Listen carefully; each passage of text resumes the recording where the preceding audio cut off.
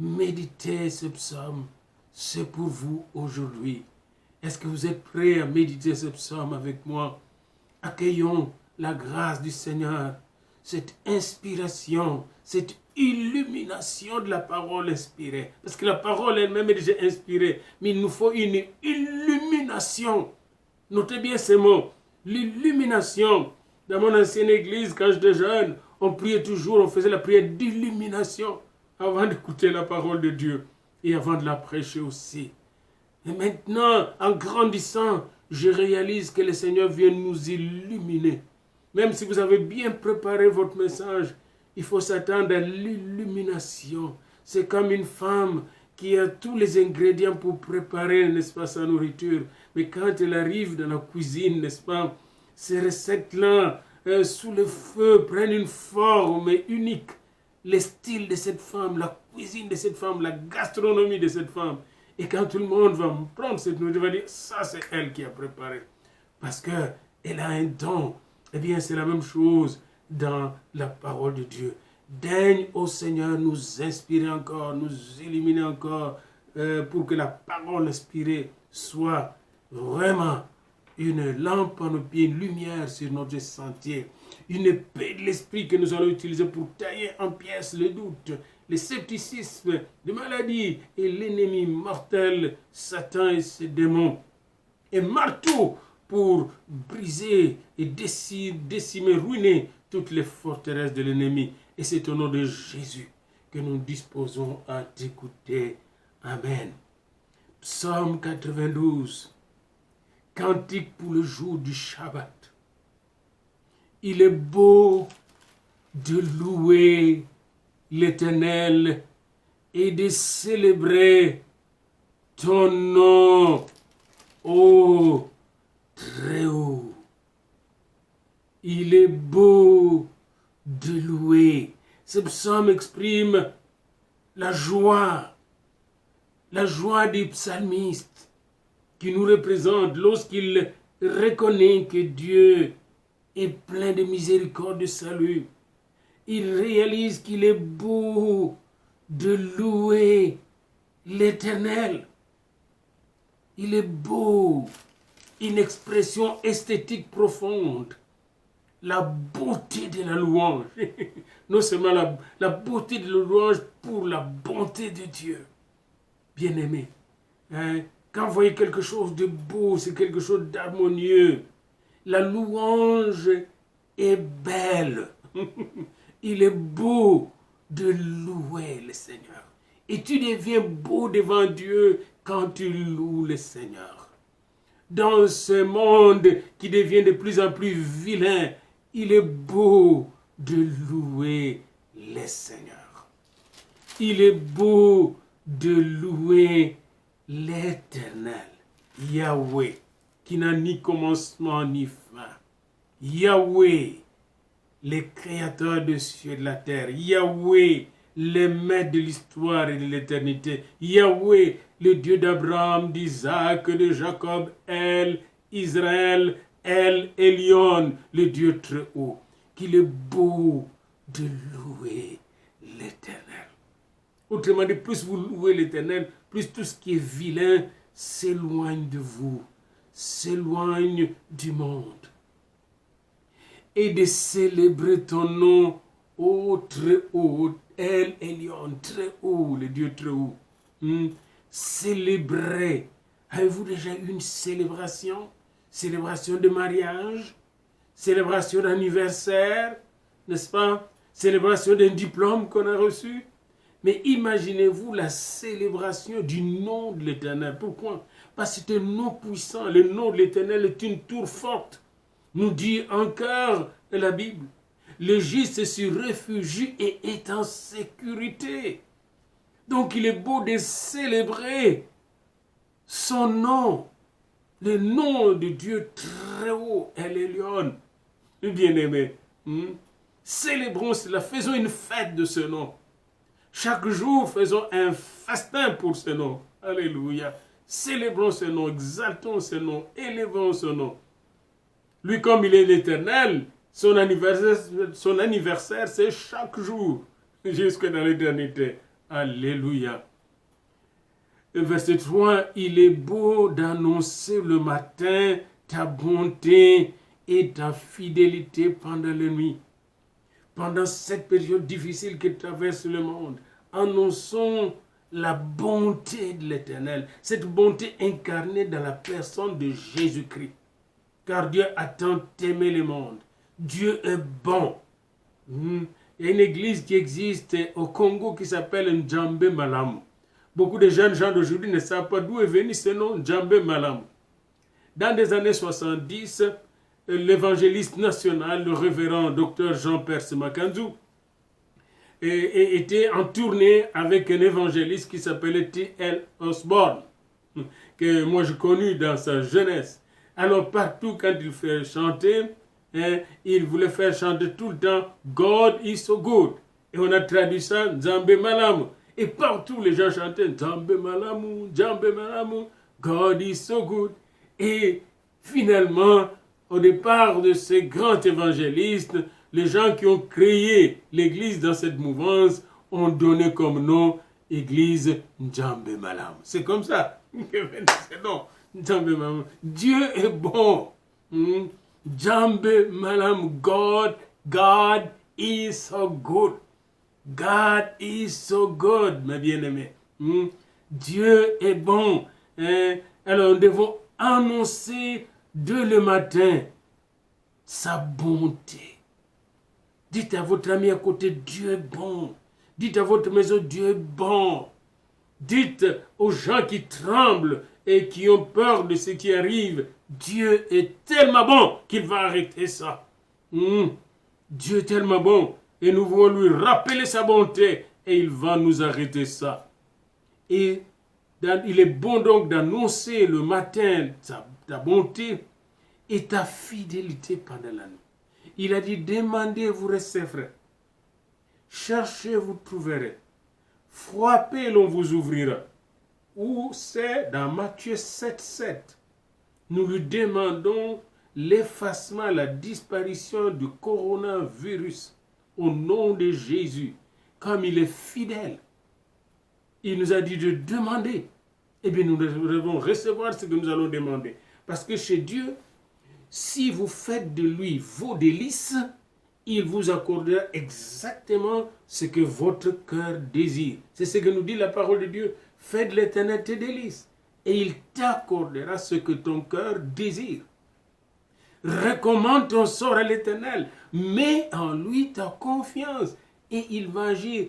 Avons-nous confiance à l'Éternel? Oui. Alors, sa fidélité pendant les nuits qui vont suivre va se manifester dans des hôpitaux, dans des maisons, dans des urgences. Sa fidélité, des gens vont revenir à la vie, vont voir Jésus, ils vont avoir une vision de Jésus qui va leur montrer de grandes choses.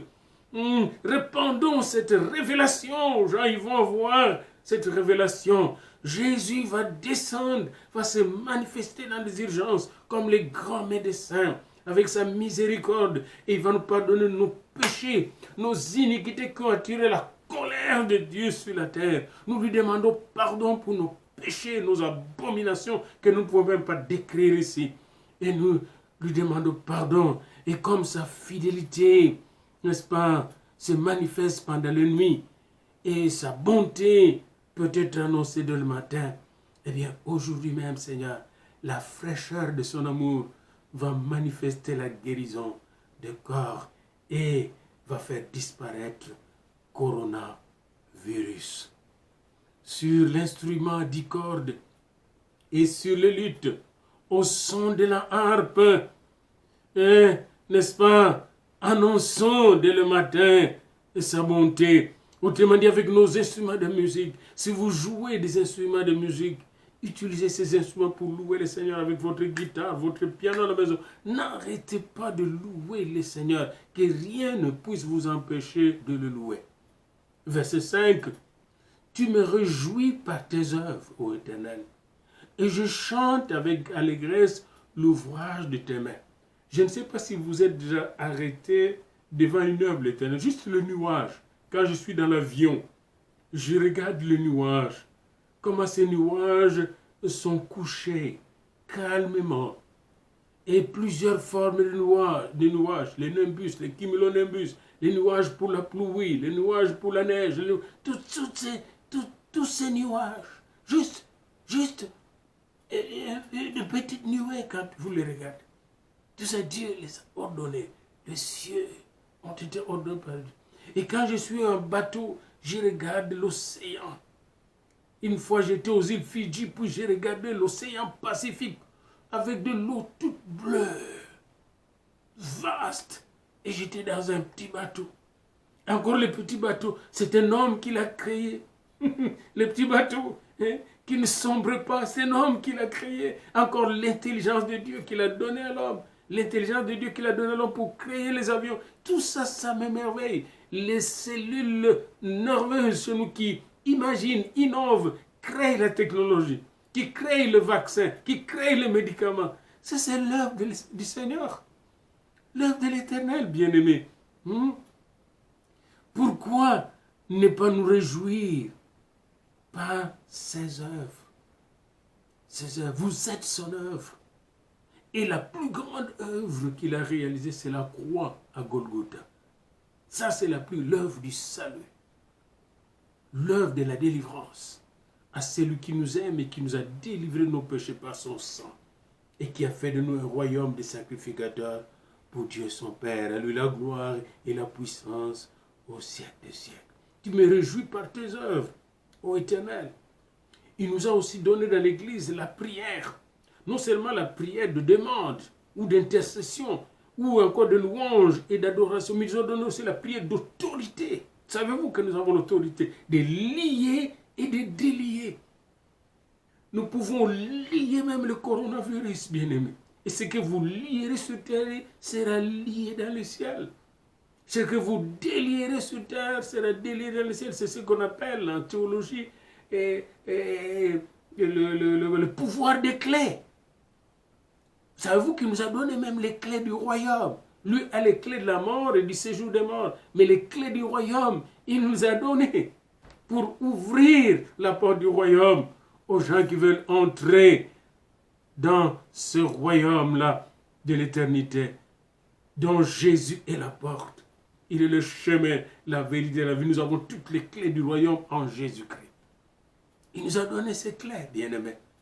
Oh, je me réjouis. Quelle œuvre, quelle belle œuvre, notre salut. Quelle belle œuvre, notre baptême d'eau et du Saint-Esprit. Notre baptême de la régénération et de la puissance et de feu que nous avons reçu de lui. Lui qui baptise du feu et du Saint-Esprit de feu. L'Église, c'est son œuvre, l'Église. C'est son œuvre. Dernièrement, quand j'étais au Congo, j'ai parlé à des gens, je dis, voyez-vous, cette Église-là, c'est l'unique Église au monde où l'on trouve tous les protestants ensemble. Dans l'unité, tous les protestants, les méthodistes, les pentecôtistes, tous ensemble, en Église. Pas en une association de football. Comme on a des associations ici, des églises qui sont comme des sociétés de football, comme des ONG. Là, c'est une vraie église corps du Christ. Unie. Depuis mars 70, unie. Cette église-là. Unie dans la vérité, dans l'amour, dans la parole de Dieu. Christ est la fondation, pas de fausses doctrines. Jésus-Christ, l'église de Jésus-Christ sur cette terre. Eh bien, cette église de Jésus-Christ invisible est partout dans le monde. Je bâtirai mon église et les portes de ce jour de mort ne prévaudront pas contre elle. L'église de Jésus-Christ, c'est vous et moi. Nous sommes et personne ne peut fermer les portes de l'église de Jésus-Christ. N'importe quel virus ne peut pas le fermer, bien-aimé. Nous sommes unis dans l'église de Jésus-Christ, unis dans son amour, unis dans la foi, unis dans l'espérance de Jésus-Christ. Quelle œuvre! Tu me réjouis par tes œuvres. Ça, c'est un chef-d'œuvre, l'église. Jésus-Christ a dit, je bâtirai mon église et les portes du séjour des morts ne prévaudront pas contre elle. Tu me réjouis par tes œuvres. Et ici, je pense que le psalmiste pensait à toutes les œuvres que Dieu a réalisées, entre autres Israël. Israël que vous voyez, c'est un chef-d'œuvre. Ce peuple n'existait pas avant Abraham. Puis il a créé à partir d'Abraham et d'une femme stérile, avec un seul fils de la promesse. C'est pourquoi les gens ne comprennent pas Israël. Puis il a formalisé cette création en Égypte, avec Moïse, à la sortie des enfants d'Israël. Vous savez vous-même comment ces enfants d'Israël sont sortis et sont devenus un peuple. C'est une œuvre de Dieu, bien-aimé. Dieu a tenu la promesse qu'il a fait 400 ans, 430 ans avant la réalisation de cette promesse. Il suffit de lire Genèse, chapitre 12, 13, 14, 15, 16, jusqu'à 50. Vous allez voir tout ce que Dieu a fait comme préparation. Dans Exode, nous voyons la réalisation de cette longue préparation de plus de 400 ans. Et puis vous voyez Israël qui entre dans la terre promise après 40 ans d'errement dans le désert pour être préparé à obéir à la loi de Dieu et adorer Dieu en esprit et en vérité. Et Israël, après avoir atteint, n'est-ce pas, les stades vraiment royaux, en 722, une partie d'Israël déjà divisée du royaume du sud, la partie de Samarie détruite par les Assyriens. Puis en 586, la partie du sud avec les temples décimés par les Babyloniens. Il fallait attendre 70 ans pour que Dieu réalise encore la restauration d'Israël. Mais Dieu reste fidèle. Dieu est fidèle. Quelle œuvre!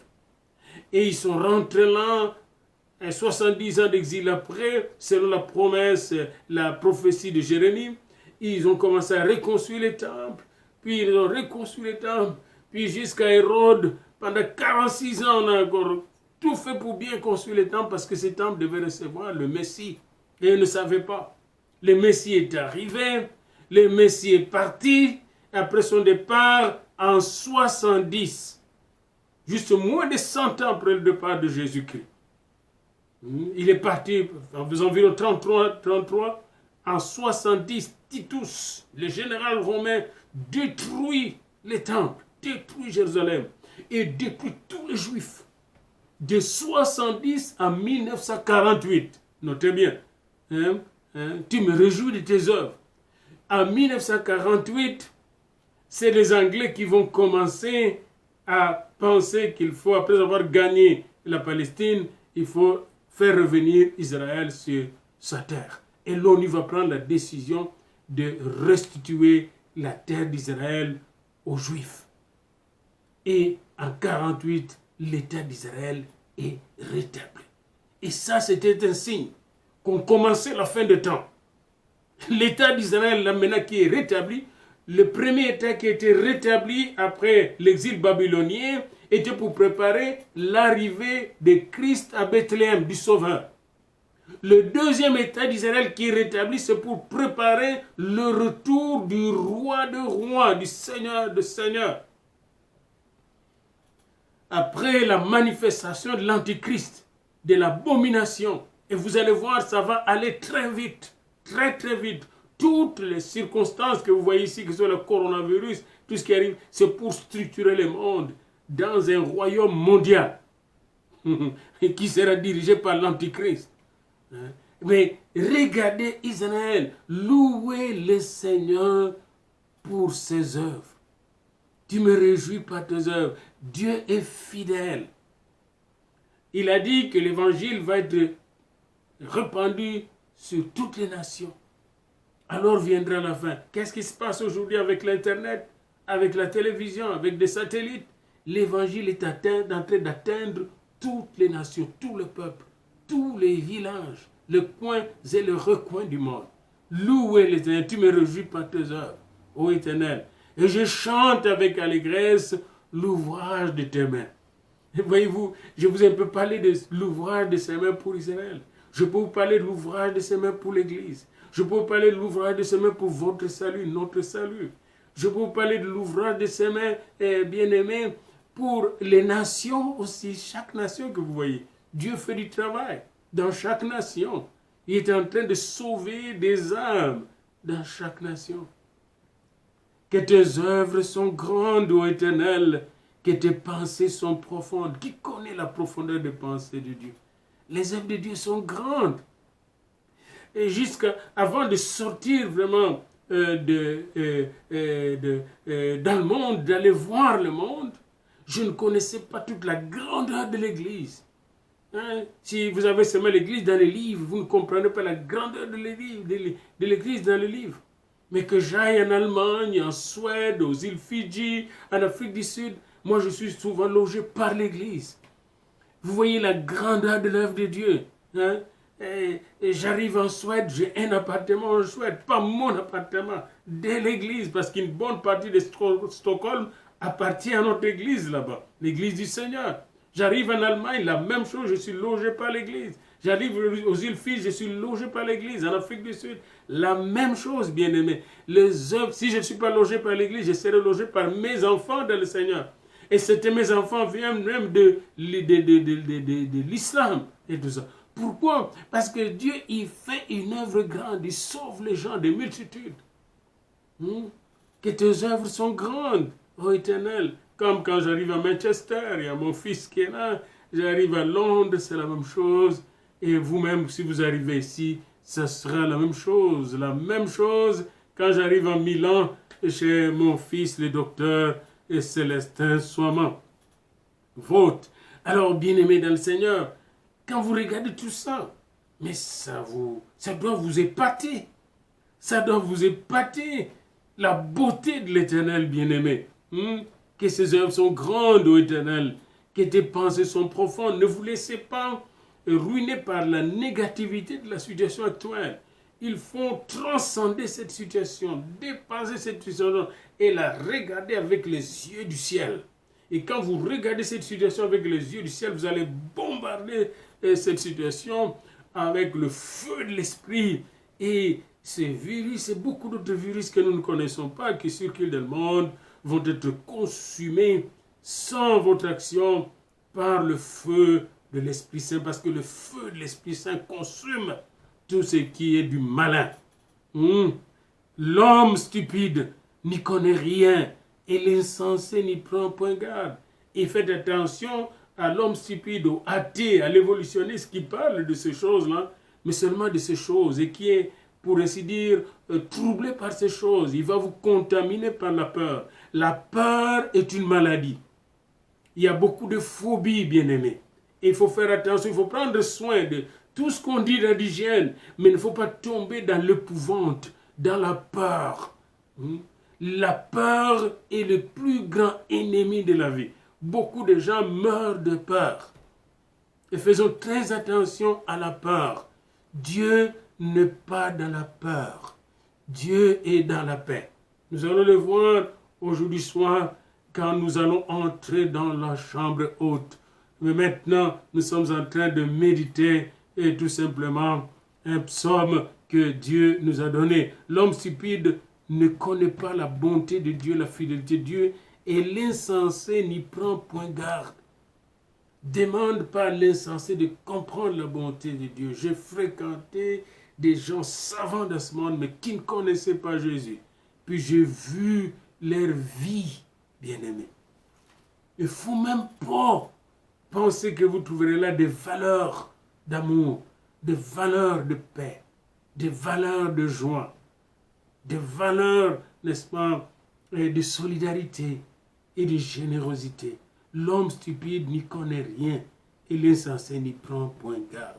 Ne vous laissez pas diriger par l'insensé ou l'homme stupide. Verset 8, si les méchants croissent comme l'herbe, si tous ceux qui font le mal fleurissent, c'est pour être détruits à jamais. On ne sait pas d'où est venu ces virus, comment c'est venu. On essaie de l'étudier par les Chinois, peut-être des pangolins, peut-être des chauves-souris, on essaie d'examiner. Je ne suis pas là, je ne suis pas un biotechnicien, un savant dans ce domaine, ce n'est pas mon domaine.